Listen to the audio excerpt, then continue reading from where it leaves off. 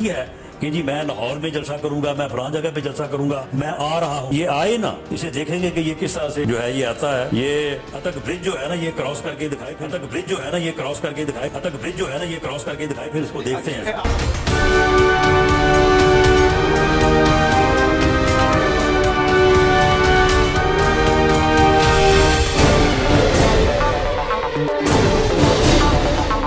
مریم مریم میں آ رہا ہوں. السلام علیکم and welcome to Alizey vlogs. Pakistan Tehreek Insaf کا اسلام آباد کے اندر بہت بڑا تاریخی پاور شو. اس جلسے کا کیا امپیکٹ ہوگا آنے والے دنوں میں؟ سیاست کس رخ پر بیٹھے گی؟ اسٹیبلشمنٹ کے اوپر کتنا پریشر بنا پایا ہے یہ جلسہ؟ دوسری طرف نون لیگی اور چند صحافیوں کی طرف سے یہ بیانیہ کہ جلسہ ناکام ہے. مکمل ڈیٹیل جانیں گے یہ جلسہ کتنا کامیاب رہا، حکومت اسے روکنے میں کتنا کامیاب ہو سکی. سب سے پہلے ایک مختصر سے سوال کا جواب ڈھونڈتے ہیں. اسلام آباد کے اندر عوام اکٹھی ہو جائے، وہاں پہ آ کر کے اپنے مطالبات حکومت کے سامنے رکھے یا احتجاج کرے، اس سے اتنا بڑا مسئلہ کیوں ہے اس امپورٹڈ سرکار کو کہ وہ اسے روکنے کے لیے صبح 7 بجے جیل کے دروازے تک کھول دیتے ہیں، این او سی تک کینسل کر دینا، جلسے کی جگہ کو تبدیل کرنا، کنٹینرز لگا کے پورا ملک جیم کر دینا، ملک کی مختلف شہرائیں بند کر. آخر کیا وجہ ہے اس کے پیچھے کہ اسلام آباد کے اندر لوگوں کا ہجوم اس مافیا کو منظور نہیں ہے؟ تو دوستو، سب سے پہلے آپ کو یہ سمجھنا ہے کہ اس وقت بہت اہم ذرائع سے یہ رپورٹ کیا جا رہا ہے کہ عوام کے اندر جو غضب اور غصہ موجود ہے اس امپورٹڈ ٹولے کے مسلط ہونے کے بعد، جو کچھ انہوں نے عوام کے ساتھ کیا، اس ملک کے اندر مہنگائی کی جو صورتحال ہے، پاکستان کو ڈیفالٹ کے دھانے پہ لا کر کے کھڑا کر دیا ہے، لوگوں سے جس صورت میں ٹیکس وصول کیا جا رہا ہے اور جس طرح نوست چھائی ہوئی ہے پاکستان کے اندر، ہر ادارے کو تباہ و برباد کر کے رکھ دیا ہے. اور پھر عمران خان صاحب کی بہت بڑی فالوئنگ، جو ان کو جیل میں اور جو ان کے ساتھ تشدد اور ظلم ہو رہا ہے، اور عام عوام جو کروڑوں کی تعداد میں پی ٹی آئی کو سپورٹ کرتے ہیں، ان کے ساتھ جو ریاست کا رویہ ہے، تو لوگوں کے اندر اتنا غصہ پایا جاتا ہے کہ انہیں ڈر ہے کہ اسلام آباد کے گرد و نواح میں اگر بڑی تعداد میں عوام جمع ہو گئی تو وہ عوام پھر اپنا رخ کسی طرف بھی کر سکتی ہے. پھر وہ سری لنکا کے خیالات ان رات کو ان کے خواب میں آتے ہیں، پھر بنگلہ دیش والا ماحول ان کو نظر آتا ہے. تو اطلاعات کے مطابق یہ تو بالکل کل کے جلسے کے وقت مکمل طور پہ تیار تھے، وزیر اعظم ہاؤس میں ہیلی کاپٹر تک منگوا لیا گیا تھا کہ کہیں ایسی کیفیت ہوئی، کہیں ایسی صورتحال پیدا ہوئی تو ہم نہ سے جائیں گے یہاں سے. تو یہ اصل بیسک وجہ ہے، یہاں سے آپ نے سمجھنا ہے کہ اسلام آباد کے اندر عوام کا اجتماع انہیں کیوں منظور نہیں ہے. اب کل کے جلسے کو روکنے کے لیے انہوں نے کیا کچھ کیا؟ پورے اسلام آباد کو انہوں نے 19 مقامات سے بند کر دیا تھا، یعنی کہ مختلف جگہوں پر کنٹینرز لگا کے مکمل طور پہ محصور کر کے رکھ دیا اسلام آباد کی پوری آبادی کو. نہ اندر سے باہر کوئی آ سکتا ہے، نہ باہر سے کوئی اندر جا سکتا ہے. تو یہ وہ خوف تھا کہ انہیں لگتا تھا کہ کہیں عوام نے یہاں کا رخ کر لیا تو ان کو کنٹرول کیا جا سکے. مکمل کنٹینرز لگائے گئے مختلف شہروں کے اوپر، اٹک پل سے لے کر کے موٹر وے کے مختلف مقامات کو بند کر دیا گیا. ہر 5 منٹ میں موٹر وے پولیس کی طرف سے اور موٹر وے اتھارٹیز کی طرف سے ٹویٹس آتی تھیں، فلاں مقام پہ بند کر دیا گیا، ناکہ لگا دیا گیا، فلاں روٹ بند ہے، فلاں روٹ بند ہے. تمام پاکستان کے راستوں کو بند کر کے صرف ایک راستہ انہوں نے دیا تحریک انصاف کے انتظامیہ کو کہ آپ صرف اس راستے کو استعمال کر سکتے ہیں. اس کے بعد اسلام آباد پولیس کی طرف سے ٹویٹس کر کے لوگوں کو ڈرایا جانے لگا کہ اگر آپ اس راستے کے علاوہ کسی اور راستے سے آتے ہوئے نظر آئے تو وہ بل نیا پاس ہو چکا ہے، لہٰذا اس کے تحت آپ کے خلاف کارروائی کی جائے گی. عام لوگوں کو ڈرانا شروع کر دیا کہ آپ کو پکڑیں گے، آپ کو ماریں گے، آپ کو 10 سال قید ہو سکتی ہے. یہ جو ظاہر سی بات ہے، وہ بل جو نیا لے کر کے آئے اور زرداری نے سائن کیا اسی خوف کی وجہ سے کہ اسلام آباد کے اندر کوئی جلسہ نہ کر سکے، اسلام آباد کے اندر عوام اکٹھی نہ ہو سکے، کہ ظاہر ہے یہ ڈرے ہوئے ہیں، ان کو خوف ہے اس بات کا. تو جناب اسلام آباد پولیس لوگوں کو ڈرا رہی ہے ٹویٹس کر کے، بار بار اپنے سوشل میڈیا پہ اعلانات کر کے کہ آپ نے صرف ایک ہی روٹ کو استعمال کرنا ہے. پھر اسلام آباد پولیس کی طرف سے ٹویٹس آتے ہیں جلسے کے حوالے، 7 بجے کا ٹائم تھا، اوپر ہو گیا، ختم کرو، بند کر دو. پھر اسلام آباد پولیس کی طرف سے ٹویٹس آتے ہیں کہ بیگ ملا، اس کے اندر دہشت گردی والے گرنیڈ تھے، لہٰذا ہم تمام جگہوں پر چیکنگ کو مزید بڑھا رہے ہیں، شہریوں سے گزارش ہے تعاون کریں. خوف کی فضا قائم کی گئی کہ جلسے والی جگہ پہ کچھ ایسی کارروائی ہو سکے تاکہ عام آدمی ڈر جائے، وہاں پہ نہ آئے. اور اس کے بعد اس آڑ میں، اس دہشت گردی کے واقعے کے آڑ میں جو کہ بیگ ان کو ملا،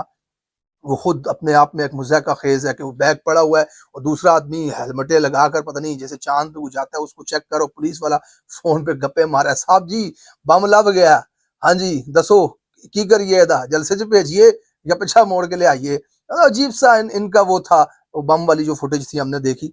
تو اس سے اس کو جواز بنا کر کے لوگوں کی تلاشیاں کرنا، پھر اٹک کے پل کے اوپر ہر گاڑی کو تلاشی کرنے کے حوالے سے جنہوں نے کہی، پھر شہباز گل صاحب کی ایک ٹویٹ بڑی یہاں پر زبردستی، ان کے مطابق پولیس نے باقاعدہ چور اور جیب کترے جو ان کے پاس موجود تھے تھانوں میں، وہ جلسے میں لا کر کے چھوڑ دیے کہ لوگوں کے جیب کترو، لوگوں کی بائکیں چوری کرو۔ یہ شہباز گل کے مطابق باقاعدہ انہوں نے پولیس نے جا کر کے وہاں پہ لوگ ایسے چھوڑ دیے۔ اچھا، جلسے کو کینسل کرنے کے لیے جو کچھ ان کا، پہلے انہوں نے وہاں پہ سنجانی میں ہونا تھا جلسہ، پھر موشی منڈی میں تبدیل کیا گیا، اس کا مقام تبدیل کیا گیا، پھر پورے پاکستان کو ایسے بند کیا گیا کہ جلسہ ختم ہونے کے بعد بھی شفا یوسف زئی صاحبہ کی ایک فوٹیج سامنے آئی جس میں وہ دکھا رہی ہیں کہ اسلام آباد اور پشاور جو موٹر وے ہے اس کے اوپر لمبی قطاریں، ہزاروں کی تعداد میں گاڑیاں، کتنے کلومیٹر تک لمبی قطاریں، جو لوگ ابھی جلسے میں شامل ہونے کے لیے آ رہے تھے، پی ٹی آئی کے جھنڈے گاڑیوں پر لگے ہوئے، جو کہ جلسے تک پہنچ ہی نہیں سکے۔ پورے پاکستان کو انہوں نے اس طرح سے منجمد کیا ہوا تھا۔ تو یہ صورتحال تھی کل پورے دن کی، اس جلسے کو روکنے کے لیے حکومت نے کیا کیا ہتھ کنڈے آزمائے، کیا کیا طریقہ کار کیے اس جلسے کو روکنے کے لیے۔ انفارچونیٹلی یہ جلسہ رک نہیں سکا اور بہت بڑی عوام رکاوٹوں کو عبور کرتے ہوئے اسلام آباد جلسے والی جگہ پر پہنچ گئی۔ دوسری طرف نونیوں نے ایک اہم واردات ڈالی ایک بار پھر، جس کے اوپر میں پچھلے کئی دنوں سے روشنی ڈال رہا ہوں اور آپ کو بتا رہا ہوں کہ یہ پٹھان اور پنجابی کے درمیان اختلافات پیدا کر کے پاکستان کو توڑنے کے مشن پہ ہیں، جس پہ آج مریم اورنگزیب نے بھی اپنا حصہ ڈالا ہے، وہ آگے چل کے میں آپ کو بتاؤں گا۔ تو یہ مکمل ٹویٹس کر رہے تھے، یہ رضی دادا جس کو مریم اپنا دادا کہتی ہے، مریم جس کو گڑ بھیجتی ہے، وہ ٹویٹس کر کے کہہ رہا تھا کہ اٹک پل کے اوپر تلاشیاں لی جائیں گی کہ پی ٹی آئی کی جلسی میں جو افغانڈو شامل ہوتے ہیں، یعنی کہ افغانی، یہ خیبر پختونخوا کے لوگوں کو افغانی کہتے ہیں، یعنی کہ یہ افغانی لوگ ہیں۔ یہ پاکستان کے اندر قومیت اور صوبائیت کے نام پر یہ جو فساد برپا کرنے کی کوشش کر رہی ہے مریم اور اس کے حواری، یہ بار بار میں آپ کو دکھاتا ہوں، آپ کے سامنے لے کر کے، میں پچھلے 1 سال سے آپ کو بتا رہا ہوں کہ پاکستان کو توڑنا چاہتے ہیں۔ تو یہ تمام ایک پلان کے تحت، ایک منصوبے کے تحت خیبر پختونخوا اور پنجاب کے لوگوں میں نفرت پیدا کرنے کی کوشش کرتے ہیں۔ اس کے علاوہ اس جلسے میں جب جلسہ شروع ہوا تو مراد سعید صاحب کا بیان چلایا گیا، بڑا زبردست بیان تھا، اتنا عرصہ لوگوں نے ان کو دیکھا نہیں، بہت کم ان کی آواز سنائی دیتی ہے، ایک ٹویٹ ان کی آ جاتی ہے کہیں سے، ایک آدھ مرتبہ ان کی آواز، لوگوں کو پتہ ہی نہیں آج کے مراد سعید کہاں پر ہے۔ تو ان کی جو ویڈیو چلائی گئی، ان کا بیان، وہ بڑا موٹیویٹو بیان تھا، بڑا زبردست بیان تھا ہم صاحب حقیقی آزادی کے حوالے سے۔ اچھا، یہاں جلسے کے سٹیج سے خالد خورشید صاحب کا بہت اہم پیغام، پاکستان کی تاریخ ہے یہ ایک جملہ جو انہوں نے آج جلسے میں کہا۔ انہوں نے کہا جب بھی آمروں نے پاکستان کے آئین قانون کے اوپر پیشاب کیا تو محسن نقوی جیسی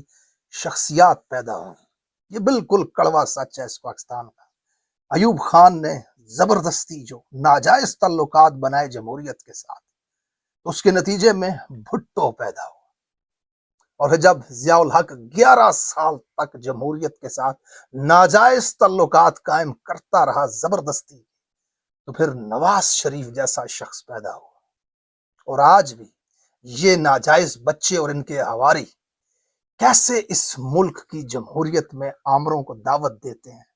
دروازے کھول کے آنکھوں کے گھٹیا اشاروں سے جمہور کے ایوانوں تک ان آمروں کو لے کر کے آتے ہیں، اور اس ملک میں 25 کروڑ عوام کی جمہوریت کو رکھیل بنا کر کے رکھ دیا ہوا ہے انہوں نے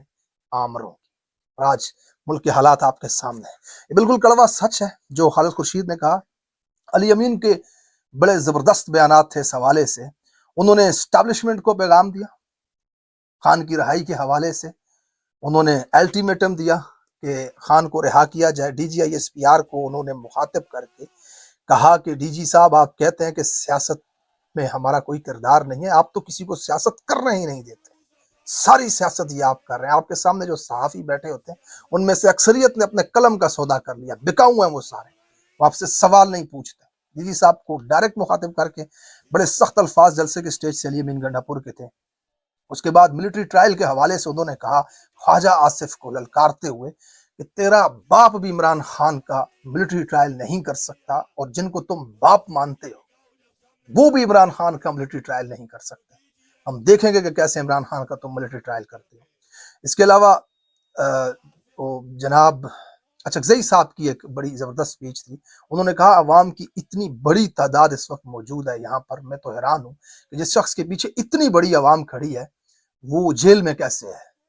تو ہمیں تو آج سے ہی اسی عوام کو لے کر کے، ایک تحریک کو لے کر چلنا چاہیے کہ جو اڈیالہ کے سامنے جائے، اور میں الٹیمیٹم دیتا ہوں انہیں کہ آپ عمران خان کو رہا کریں، ورنہ ہم پورے ملک کے اندر تحریک چلائیں گے۔ اس کے علاوہ علی امین گنڈا پور نے لاہور کے جلسے کا اعلان سٹیج سے کرتے ہوئے کہا، ایک بڑی اہم چیز انہوں نے اور بتائی۔ انہوں نے کہا کہ 9 مئی آپ نے کروایا، اور مجھے جب آپ نے تشدد کیا پکڑ کے، تو مجھ سے جو بیان آپ دلوانا چاہتے تھے وہ کیا بیان تھا، وہ میں لاہور کے جلسے میں لوگوں کو بتاؤں گا۔ اب یہ بڑی اہم بات ہے۔ انہوں نے واضح الفاظ میں کہا کہ میں آپ کو ننگا کروں گا، یعنی کہ یہ 9 مئی سے پہلے آپ عمران خان سے کتنی نفرت کر رہے تھے، یہ میں قوم کو لاہور کے جلسے میں بتاؤں گا۔ تو اب اس کا بھی بڑی اہم چیز ہے کہ انہوں نے کیا بتانا ہے، وہاں پہ کون سا بیان تھا جو علی امین گنڈا پور سے لیا جانے کی کوشش کر رہی تھی اسٹیبلشمنٹ، جس وقت ان کو گرفتار کر کے تشدد کر رہے تھے۔ بہرحال اس سے آگے انہوں نے لاہور آنے کا اعلان کیا اور کہا مریم میں لاہور آ رہا ہوں، اور اگر مینار پاکستان میں اجازت دی گئی، این او سی ہوا تو ٹھیک، اگر این او سی کینسل کیا گیا، اجازت نہ دی گئی، تو پٹھانوں کا پھر ایک اصول ہے کہ وہ ڈھول کے ساتھ آتے ہیں، بارات لے کر کے آتے ہیں۔ تو پنگا مت لینا فارم 47 کی گھسپیٹیوں، پنگا مت لینا، آپ کو وارننگ دے رہا ہوں۔ یہ پیغام تھا ان کا پنجاب کی وزیر اعلیٰ کی طرف۔ اس کے جواب میں مریم اورنگزیب جو ایک دائی کی بیٹی ہیں، مریم نواز کے والد صاحب کی مالش وغیرہ کا کام جو کرتی تھیں، پروفیشنل، یہ میں خود سے نہیں کہہ رہا، کسی بغض یا نفرت میں نہیں کہہ رہا، یہ فیکٹ آپ کو بتا رہا ہوں۔ ان کی والدہ صاحبہ ایک ہاسپٹل کے اندر نرس تھیں، اور وہ بھی کوالیفائڈ نرس نہیں تھیں، ٹریننگ کے اوپر جو ہوتی ہے دائی وہ تھیں۔ وہ مریم کے گھر پہ کچھ عرصہ انہوں نے نوکری کی، پھر انہوں نے ان کو ایم این اے بنا دیا پارلیمنٹ کے اندر، اور پھر ان کی بیٹی جو ہے اس کو بھی آج انہوں نے پتہ نہیں وزیر مشیر اور کیا کیا بنا کے رکھا ہوا ہے۔ یہ اسی طرح کے اپنے نوکروں ووکروں کو بھی دیتے رہتے ہیں، ان کے نوکروں کے اکاؤنٹ سے 16 ارب نکلتا رہتا ہے، اپنے ذاتی فائدے کے لیے ان کو استعمال کرتے ہیں۔ بہرحال ان کا ایک ٹویٹ آیا اس معاملے پہ،